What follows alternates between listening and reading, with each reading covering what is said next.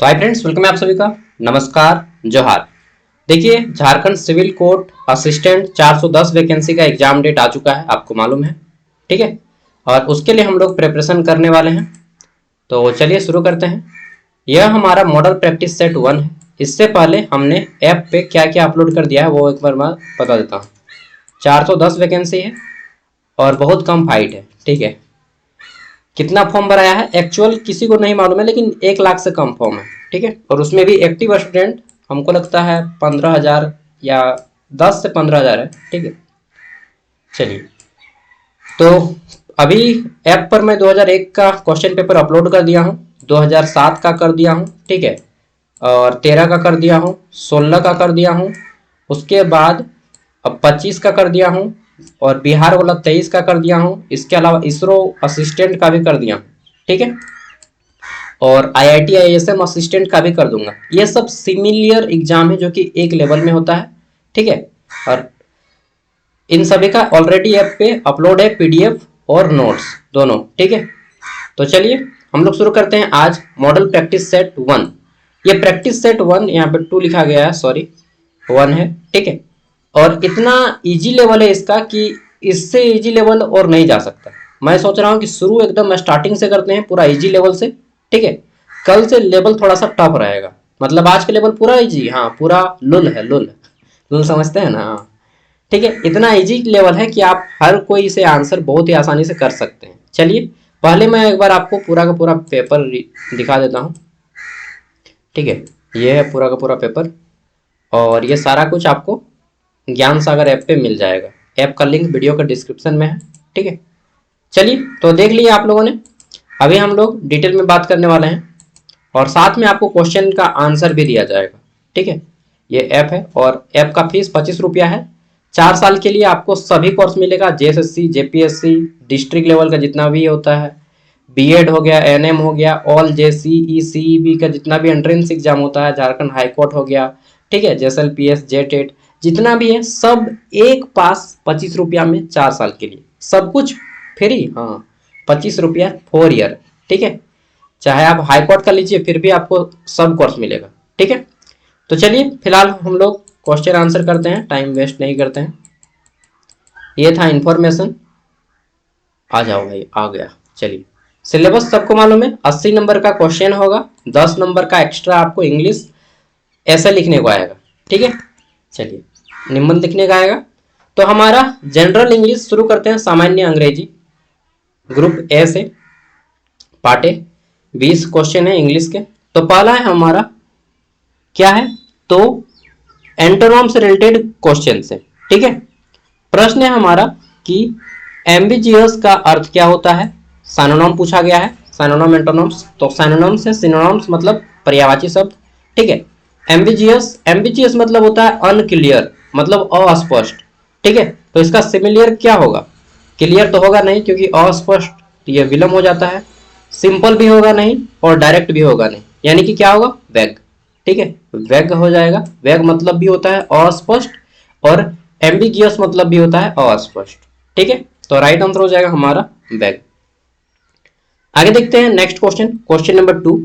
और इसमें पूछा गया है कि देखिए, मैं कहीं कहीं पे हिंदी भी कर दिया हूं ताकि आपको आसानी पड़े। बाकी इस एग्जाम के लिए इंग्लिश बहुत ज्यादा आपका स्ट्रांग होना चाहिए। ठीक है, he is not only intelligent, he is not only intelligent dash hard working. तो यहाँ पे क्या आएगा कि वह न केवल बुद्धिमान है डैश मेहनती है, बल्कि मेहनती भी है। तो इंग्लिश में बोलते हैं बट ऑल्सो। ठीक है, तो राइट आंसर हो जाएगा ऑप्शन बी, बट ऑल्सो। ठीक है, आगे देख लेते हैं नेक्स्ट। तो अगला आ जाता है हमारा क्वेश्चन नंबर 3, जो कि नेक्स्ट पेज में है। एकदम आसान आसान सा क्वेश्चन है, कुछ कुछ क्वेश्चन 5-10 क्वेश्चन टफ होगा। नेक्स्ट है हमारा एंटोनोम। ठीक है, तो एंटोनोम है, यहाँ पे बताना है कि बेनेवोलेंट का एंटोनोम क्या होगा। ठीक है, बेनेवोलेंट का एंटोनोम क्या होगा। बेनेवोलेंट मतलब होता है दुष्ट व्यक्ति। ठीक है, तो इसका एंटोनोम क्या हो जाएगा, एंटोनोम मतलब विपरीतार्थक शब्द। ठीक है, तो दुष्ट का हम लोग क्या बोलते हैं कि दयालु। ठीक है, बेनेवोलेंट। ठीक, तो इसका राइट आंसर क्या हो जाएगा, बेनेवोलेंट दयालु। दुष्ट हो जाएगा। दुष्ट मतलब होता है हमारा बेनेवोलेंट, ठीक है, क्योंकि काइंड मतलब दयालु हो जाएगा, ठीक है। और आज नेक्स्ट आता है हमारा चैरिटेबल, तो ये भी दयालु टाइप से ही है, और जेनेरियस भी आपका दयालु टाइप से है, तो राइट आंसर हो जाएगा बेनेवोलेंट, ठीक है। एंटोनम क्या हो जाएगा, राइट एंटोनम बेनेवोलेंट, एनोवोलेंट का। अच्छा देखिए प्रोनाउंसिएशन भी सेम होगा, तो आपको उसको भी ध्यान में रखना है, ठीक है। नेक्स्ट देख लेते हैं अगला प्रश्न हमारा क्वेश्चन नंबर 4। इसमें पूछा गया है choose the correct passive voice. तो वॉइस से क्वेश्चन आएंगे, active voice, passive voice. Question है हमारा they are repairing the road, ठीक है, वे सड़क की मरम्मत कर रहे हैं, तो इसको आपको पैसिव वॉइस में करना है, ठीक है। तो क्या हो जाएगा राइट आंसर, हमारा राइट आंसर हो जाएगा the road is being repairing, ठीक है, sorry repaired, the road is being repaired, right answer हो जाएगा ऑप्शन सी, ठीक है। आगे देखते हैं अगला प्रश्न। क्वेश्चन है हमारा स्पॉट द एरर, यानी कि गलती का पता लगाना है, ठीक है। तो यहाँ पे हमारा प्रश्न है he has went to market, ठीक है। तो देखिए ये जो है वर्ब का गो वेंट सेकेंड फॉर्म है, जबकि यहाँ पे हमारा क्या आ जाएगा, तो थर्ड फॉर्म आएगा, ठीक है। तो हमारा राइट हो जाएगा ये, वेंट को निकालिए और यहाँ पे डालिए वर्ब का थर्ड फॉर्म गॉन, ठीक है। He has gone to market, तो तब जाके हमारा ये राइट होगा, यानी कि रॉन्ग कौन सा है हमारा, ये वेंट, ठीक है। गो का वेंट होता है सेकंड फॉर्म। नेक्स्ट है हमारा यहाँ पे एंटोनॉम्स ऑफ हैस्टी, हैस्टी, ठीक है, एंटोनॉम है ऑफ हैस्टी। तो देखिए यहाँ पे हमारा राइट आंसर क्या हो जाएगा, हैस्टी मतलब होता है जल्दबाजी करना, ठीक है, झटपटा के जल्दीबाजी करते हैं, तो इसका क्या हो जाएगा उल्टा, जल्दीबाजी का एकदम सुस्त या फिर आराम से, स्लोली स्लोली, तो यहाँ पे राइट आंसर हो जाएगा स्लोली, ठीक है। क्विक मतलब भी जल्दी होता है, स्पीड मतलब भी जल्दी टाइप से होता है, ठीक है, तो स्लोली यहाँ पे या स्लो हो जाएगा हमारा राइट आंसर। 7 नंबर है हमारा, क्या है हमारा, तो one word suitable one word है, ठीक है, अनेक शब्दों के लिए एक शब्द जिसको हम लोग एक बोल सकते हैं। A person who can not read और राइट, एक व्यक्ति है जो पढ़ लिख नहीं सकता, ठीक है, तो उसको हम लोग बोलते हैं निरक्षर, तो राइट आंसर हो जाएगा इलिटरेट, क्या होता है इलिटरेट। और वहीं पे पूछ देगा a person who can read और रीड एंड राइट, तो हो जाएगा वो लिटरेट, ठीक है। वहीं पे पूछेगा a person who teach others, तो हमारा हो जाएगा टीचर। स्कॉलर मतलब विद्वान होता है, ठीक है। 8 नंबर है फिल इन द ब्लैंक, रिक्त स्थान की पूर्ति करना है। Honesty is the best policy, तो एकदम इजी इजी क्वेश्चन दिया है मैंने, ठीक है। 9 नंबर क्वेश्चन है हमारा करेक्ट स्पेलिंग आपको चुनना है, ठीक है, तो स्पेलिंग करेक्ट चुनना है। तो यहाँ पे हमारा कॉन्फिडेंस, कॉन्फिडेंटली है, हाँ कॉन्फिडेंस वाला ही वर्ड है, इसको कॉन्फिडेंटली बना दिया गया है निश्चित रूप से, ठीक है। तो राइट आंसर क्या हो जाएगा हमारा, देखिए डेफिनेटली, एक मिनट, डेफिनेटली, डेफिनेटली पूछा गया ना, मैं कॉन्फिडेंस कॉन्फिडेंस हो मतलब अभी थोड़ा सा ना बहस करके आया हूँ, इसलिए मेरा माइंड थोड़ा सा डिस्टर्ब हो गया है। चलिए, तो यहाँ पे हमारा है डेफिनेटली, डेफिनेटली मतलब निश्चित रूप से, ठीक है। तो डेफिनेटली का स्पेलिंग क्या होता है, DEFI, ठीक है, NITELY, ये होता है डेफिनेटली। देखिए कहाँ पे है, DEFINITELY, ठीक है। तो राइट आंसर हमारा क्या हो जाएगा, 9 का, 9 का हो जाएगा बी नंबर, ठीक है। तो आपको करेक्ट भी पूछा जाएगा। नेक्स्ट है हमारा 10 नंबर, एंटोनम है एंशिएंट। एंशिएंट मतलब क्या होता है, एंशिएंट मतलब होता है प्राचीन, तो इसका उल्टा शब्द क्या हो जाएगा, नया। प्राचीन का नूतन होता है यानी कि मॉडर्न, ठीक है। मॉडर्न हो सकता है या फिर न्यूली दे सकता है, ठीक है, या लेटेस्ट दे सकता है। ओल्ड तो हो जाएगा पुराना ही होता है, प्रिमिटिव मतलब भी प्राचीन होता है, और हिस्टोरिक मतलब ऐतिहासिक। तो ये तीनों का अर्थ तो सेम हो गया, एंटोनम हमारा मॉडर्न हो जाएगा। सिंपल क्वेश्चन है सिनोनिम ऑफ हैप्पी, तो हैप्पी को क्या बोलते हैं, सुखी, ठीक है, या खुशी, खुश बोलते हैं हैप्पी। तो इसका समानार्थी शब्द पर्यायवाची शब्द क्या होगा, जॉयफुल। जॉयफुल मतलब भी होता है खुशी, हैप्पी मतलब भी खुशी। सैड मतलब दुखी होता है, एंग्री मतलब क्रोधित होता है, सीरियस मतलब बहुत सीरियस टाइप से होता है ना। चलिए नेक्स्ट है हमारा यहाँ पे चूज करेक्ट सेंटेंस, तो आपको सही सेंटेंस सेलेक्ट करना है, ठीक है। 12 नंबर है हमारा, ही डोंट लाइक कॉफी। नहीं, ये वर्ड सही नहीं होगा, क्योंकि ही के साथ डोंट नहीं क्या आएगा, डस आएगा। तो डस, यहाँ पे डस है, ही डजंट लाइक कॉफी, तो लाइक्स नहीं होगा। ठीक है, यहाँ पे हमारा लाइक्स नहीं होगा, तो लाइक होगा जो कि इसमें है, ही डजंट लाइक कॉफी। ठीक है, तो ये इसका राइट आंसर हो जाएगा, he doesn't like coffee, correct sentence. तो टेंस अगर आप पढ़ लीजिएगा तो आपका मतलब अच्छा खासा यहाँ से एक दो क्वेश्चन आराम से बन जाएगा। ठीक है, टेंस से भी क्वेश्चन आ रहे हैं इसका मतलब। 13 number, he is dash honest girl. He is dash honest girl, तो क्या लिखिएगा, एच तो हमारा क्या है, हमारा कॉन्सोनेंट वर्ड है, तो क्या यहाँ पे ए दीजिएगा, नहीं, क्योंकि ये ऑनेस्ट जो है ओ का उच्चारण देता है, भले ये एच लिखा जा रहा है, ऑनेस्ट हो गया, ऑनर हो गया, ठीक है, ये सब जो वर्ड है, और भले ही हमारा एच लिखा रहा है लेकिन प्रोनाउंसिएशन साउंड जो है इसका ओ आ रहा है, तो यहाँ पे एन हो जाएगा। ठीक है, सी इज या he is, she is an honest girl. ठीक है, तो हमारा क्या आ जाएगा, एन आ जाएगा। एन कहाँ पे है, बी नंबर में। ठीक है, अगला है चूज करेक्ट इडियम्स। ठीक है, इडियम्स या आइडम्स जो भी बोलिएगा, तो चूज द करेक्ट इडियम्स, मुहावरा यहाँ पे चुनना है। ठीक है, to hit the nail on the head. ठीक है, to hit the nail on the head, तो इसका राइट आंसर क्या हो जाएगा, राइट आंसर हो जाता है इसका मतलब टू से एग्जैक्टली करेक्ट। ठीक है, मतलब एकदम एक्यूरेट आंसर देना। ठीक है, to say exactly correct, to the point में आंसर देना। ठीक है, नेक्स्ट अगला है हमारा कि अपोजिट जेंडर ऑफ लायन। तो लायन का अपोजिट जेंडर क्या होता है, तो लायन मतलब शेर। ठीक है, तो उसका क्या हो जाता है, शेरनी। ठीक है, लायनेस। नेक्स्ट देख लेते हैं, अगला प्रश्न है हमारा यहाँ पे अपोजिट जेंडर ऑफ नेफ्यू, यानी कि जेंडर से भी क्वेश्चन बन रहा है हमारा। ठीक है, नेफ्यू, नेफ्यू मतलब भतीजा। ठीक है, तो भतीजा का क्या हो जाएगा, भतीजी हो जाएगा। भतीजी किसको बोलते हैं, तो हो जाएगा हमारा निस। ठीक है, अंकल मतलब चाची, तो आंट इसका उल्टा होगा, सिस्टर, ब्रदर। ठीक है, अपोजिट सब छोटा छोटा क्वेश्चन, एकदम इजी लेवल का ये पेपर में सेट किया हूँ। ठीक है, ताकि किसी को टफ ना लगे, आज कल से थोड़ा सा टफ रहेगा। ऑक्स, ठीक है, ऑक्स मतलब बैल होता है, और इसका क्या पूछा गया है, करेक्ट प्लूरल फॉर्म। तो ऑक्स का क्या होता है, ऑक्सेस, ना ना ना, ऑक्सन होता है। ठीक है, OXEN, so option C is the right answer of this question. ठीक है, 18 नंबर है हमारा which is adjective in sentence. ठीक है, तो यहाँ पे इस वाक्य में आपको विशेषण चुनना है, एडजेक्टिव चुनना है। तो लिखा गया है सी इज वेरी ब्यूटीफुल। आहा, ठीक है, एग्जाम सेंटर में जाके बोलिएगा you are looking most beautiful in this room. ठीक, तो बोलेगा वाह वाह। ठीक, कभी कभी एग्जाम सेंटर में किसी किसी को देखते हैं तो बोलने का मन होता है कि ऐसा बोल दें, लेकिन फिर कंट्रोल हो जाते हैं ना। चलिए, तो सी इज वेरी ब्यूटीफुल, वह वास्तव में बहुत सुंदर है। ठीक है, सी इज वेरी ब्यूटीफुल, तो यहाँ पे हमारा एडजेक्टिव क्या है, ब्यूटीफुल। ठीक है, चलिए आगे देख लेते हैं।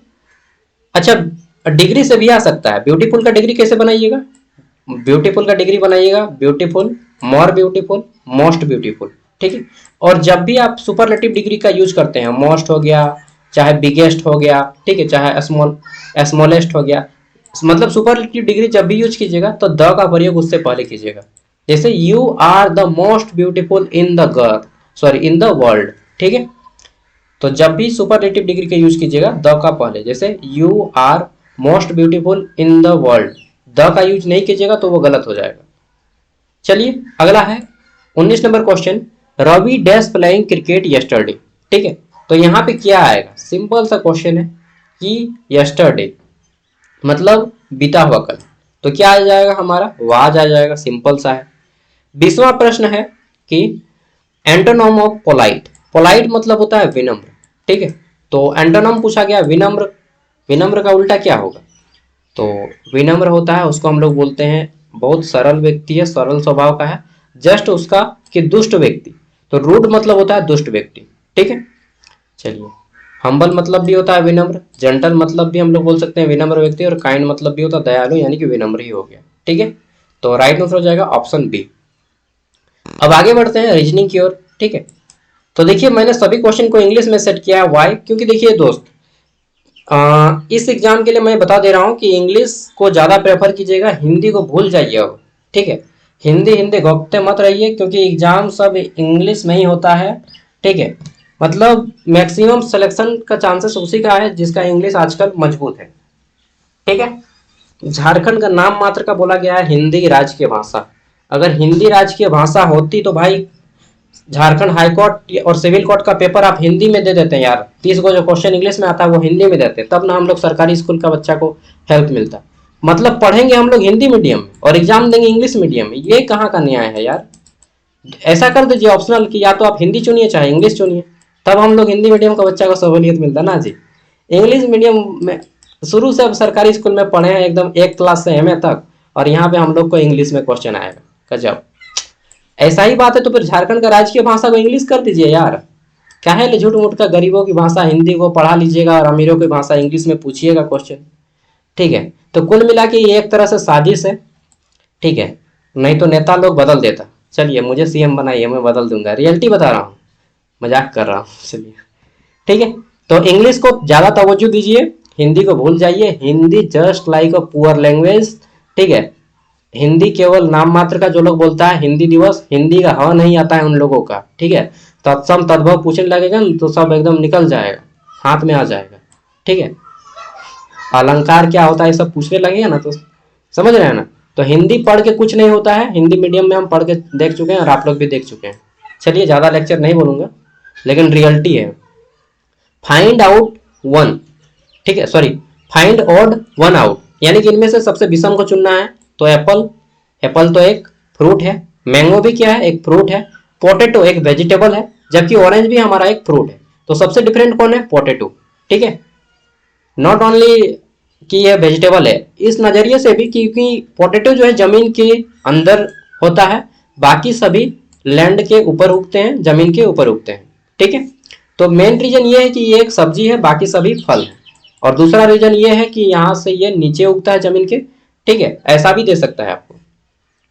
सीरीज है, सीरीज में बताना है आपको 3, 6, 12, 24, यानी कि क्या करते जा रहा है यहाँ पे, नेक्स्ट अगला क्या आएगा, 3 दूना 6, 6 दूना 12, 12 दूना 24, 24 दूना 48। So option B is the right answer.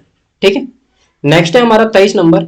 इसमें देखिए इफ ए, यदि ए बराबर 1, बी बराबर 2 और इसी तरह से जेड बराबर 26, यानी कि अंग्रेजी वर्णमाला के सभी प्रश्नों का, सॉरी सभी वर्ड का सेम वैल्यू लिया गया है और तब जाके पूछा गया है then the value of cat. ठीक है, यानी कि कैट का अर्थ कितना होगा, तो कैट का 3, ए का 1 क्या हो जाएगा 4, और टी का 20 कितना हो गया 24। ठीक है, option A is the right answer. एकदम आसान आसान क्वेश्चन लिए ताकि आज किसी को टफ ना लगे, सबको इजी लगे। और पूरा का पूरा ऑलरेडी प्रीवियस ईयर का question paper with solution app पे अपलोड है। ठीक है, एक बार खरीद लीजिएगा, 4 साल के लिए वो ऐप फ्री हो जाएगा आपका 25 रुपया में। सोच लीजिएगा कि एक पॉइंट ही हड़िया पी लिए। ठीक है, चलिए नेक्स्ट है हमारा which word can not be formed from computer. ठीक है, तो कौन सा वर्ड यहाँ पे कंप्यूटर से देखना है कि नहीं बनता है, तो COME, ये तो सारा वर्ड आता है, COM और ई भी आ जाता है। ठीक है, which word can not format, कौन सा वर्ड कंप्यूटर से नहीं बन सकता है। तो यहाँ पे देखिएगा थोड़ा सा इस क्वेश्चन में ट्विस्ट है, आपको पकड़ना होगा। PUT, तो यहाँ पे लिख लीजिएगा COMPUTER। ठीक, देखिए यहाँ पे PUT, तो हमारा जो है यहाँ पे PUT, P हो गया, U हो गया, T हो गया, यानी कि ये भी हमारा मैच कर जा रहा है। ROPE, R, R है, ROCO ये भी है हमारा, P है, हाँ E है, यानी कि ये भी हो गया। और TERM यानी कि ये भी हो गया। बोलिएगा यार एक भी क्वेश्चन तो यहाँ पे नहीं है, ऑप्शन डी, हाँ इसीलिए इसको दिया हूँ ताकि एग्जाम में ऐसा भी प्रश्न आ सकता है कि इनमें से कोई ना हो, फिर भी आपको टिक लगाना है। ठीक है, हालांकि यहाँ पे हमको एगो ई नंबर दे देंगे, लिखेंगे नन ऑफ दिस, तो राइट आंसर होगा नन ऑफ दिस। ठीक है, चलिए अगला है हमारा, इस क्वेश्चन को मैंने जान के ऐसा ही सेट किया, इसलिए मैंने पहले ही बोल दिया था कि यहाँ पे इस क्वेश्चन में ट्विस्ट है। ठीक है, चलिए आगे देख लेते हैं 25 नंबर क्वेश्चन कि रवि फेस ईस्ट। ठीक है, रवि का जो चेहरा है वह पूर्व की ओर है। ठीक है, कितना % चार्ज है जी, नहीं तो स्विच ऑफ हो जाएगा।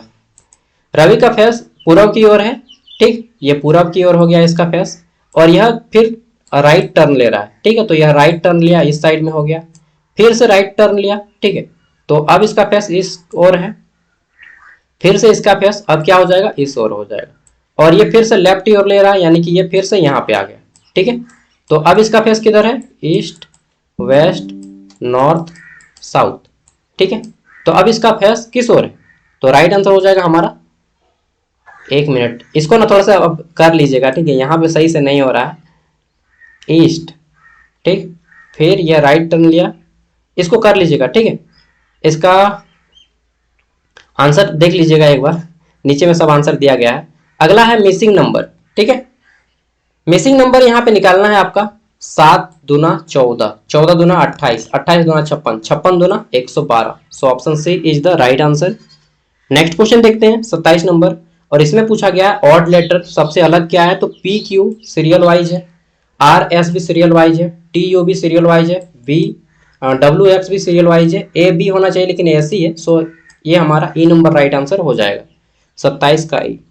28 नंबर देखते हैं नेक्स्ट क्वेश्चन, तो बहुत ज़्यादा गर्मी लग रहा है, पंखा चालू कर लेते हैं, थोड़ा सा डिस्टरबेंस होगा आपको।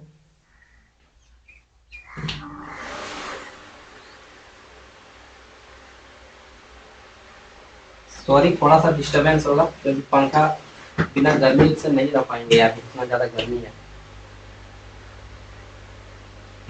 चलिए अब शुरू करते हैं, आगे बढ़ते हैं, ठीक है, तो 28 नंबर हमारा प्रश्न है इफ, देखिए यहाँ पे 6 गुने 2 कर रहा है और ये 48 हो जा रहा है, तो 6 दुना कितना होता है 12, 12 गुने अगर हम 4 करेंगे तो हो जाता है 12 चौका 48, ठीक है, उसी तरह 8 तिया 24, और 24 को फिर 4 से गुना कर दिए, 24 चौका 96, अब ये आ जाता है हमारा 5 चौका 20, 20 को फिर 4 से गुना कीजिए तो हमारा आ जाएगा 80, ऑप्शन 20 का राइट आंसर हो जाएगा, ठीक है।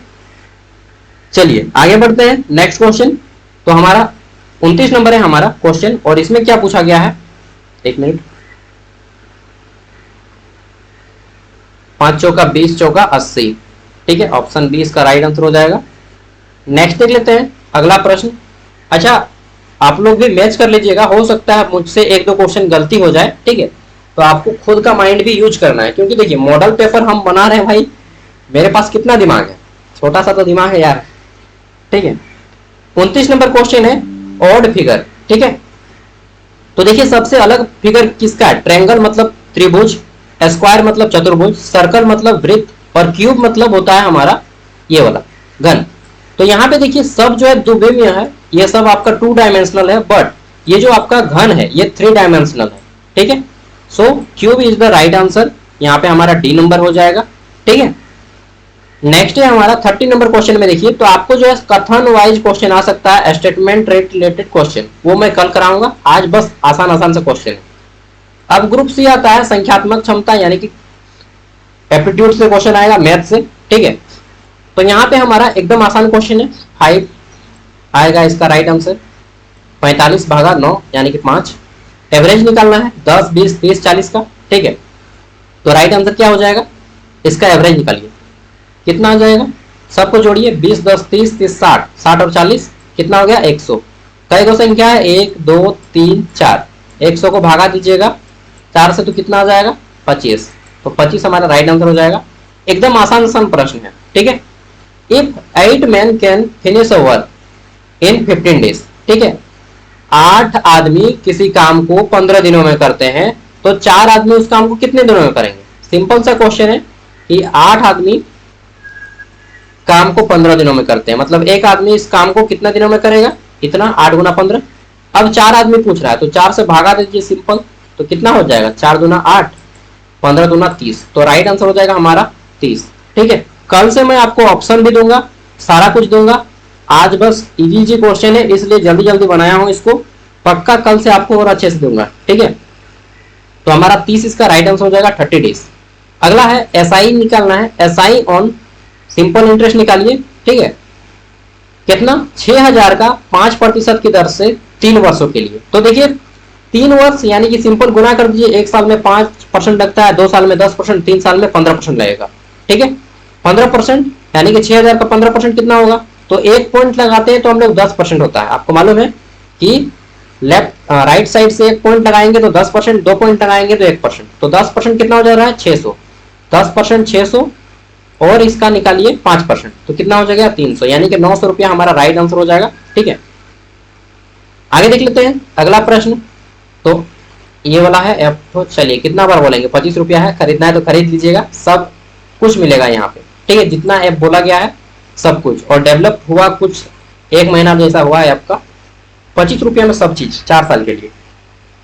अगला है हमारा यहाँ पे 25% ऑफ 480, तो देखिए 480 का 25% कितना होगा, तो सिंपल है, इसका आधा कीजिए, कितना हो जाता है 240, और इसका आधा कीजिए तो और कितना हो जाएगा, तो 120 राइट आंसर हो जाएगा। आप इसे ऐसा भी कर सकते हैं कि डायरेक्टली 4 से भागा दे सकते हैं, 4 से डिवाइड कर सकते हैं। ठीक है, अब आता है 0.5 इंटू 0.5, तो 0.5 इंटू 0.5 बहुत आदमी कंफ्यूजन में हो जाते हैं कि क्या होगा। ठीक है, तो देखिए सिंपल सा है कि 5 25 कीजिए और 2 पॉइंट के बाद 0 है, यानी कि 2 पॉइंट लगाइए, तो यहाँ पे आ जाएगा 0.25 राइट आंसर होगा। डिस्टेंस है 180 किलोमीटर की speed.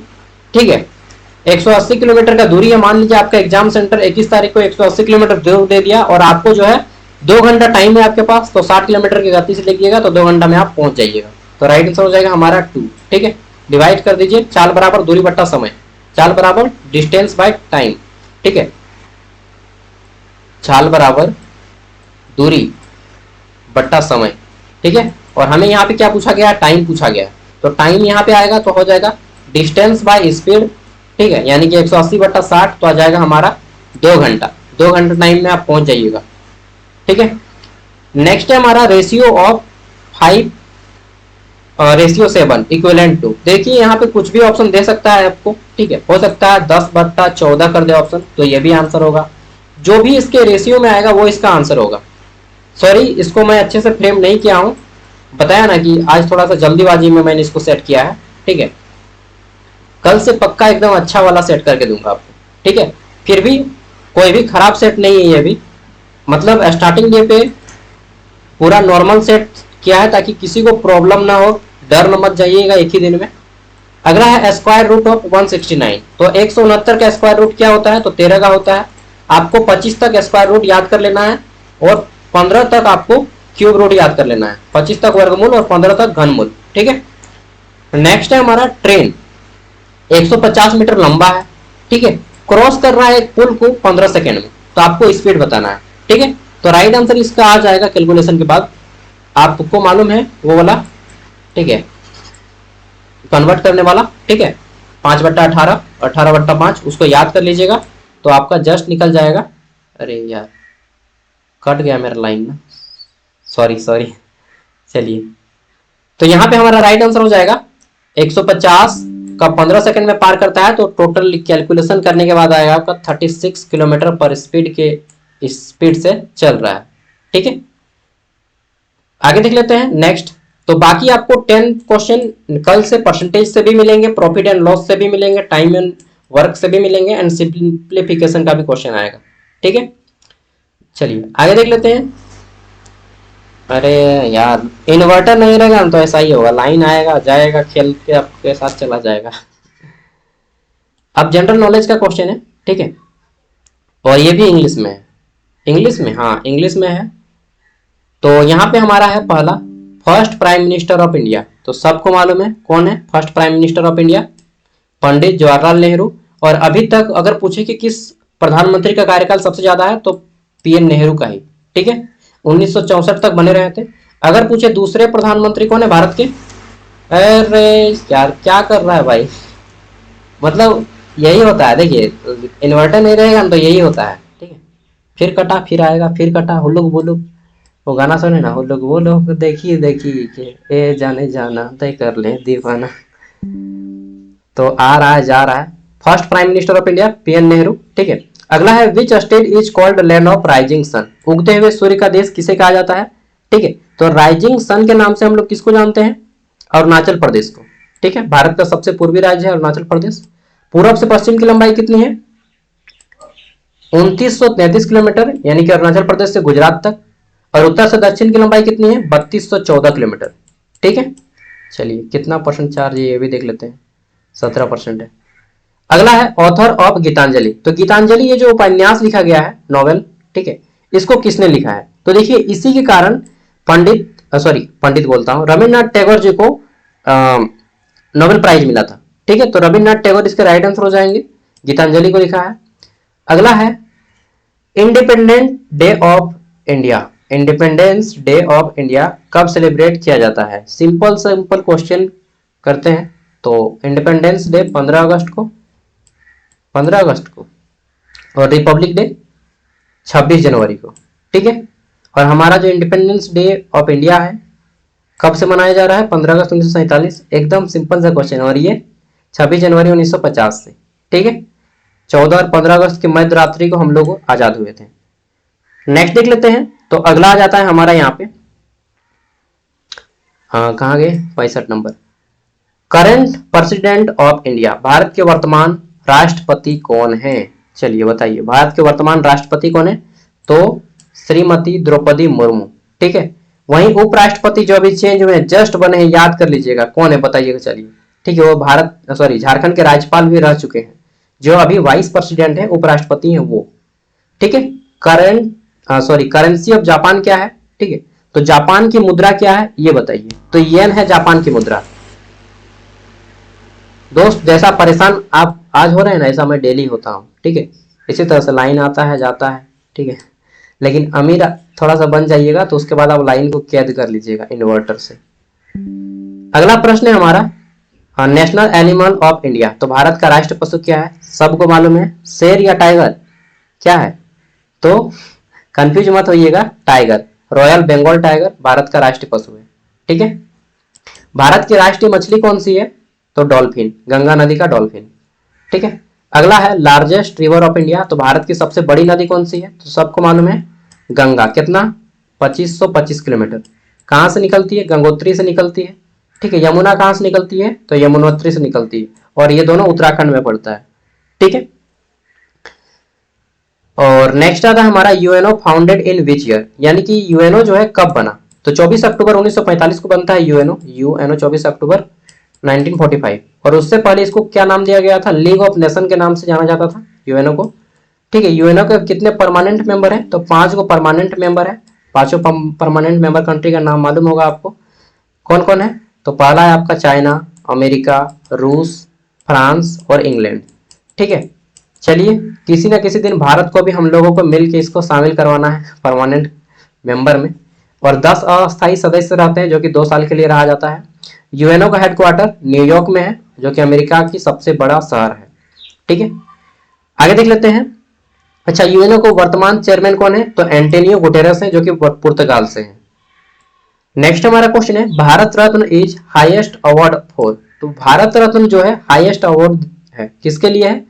Bharat Ratna is highest award for हमारे नेशन के लिए। ठीक है, नेशनल सर्विस के लिए, राष्ट्र की सेवा के लिए। और आपको भारत रत्न में कितना पैसा मिलता है? 1 भी रुपया नहीं। भारत रत्न जो है किस पत्ते में बना हुआ है? तो पीपल के पत्ते में बना हुआ है। ठीक है, सबसे पहले भारत रत्न किसे दिया गया?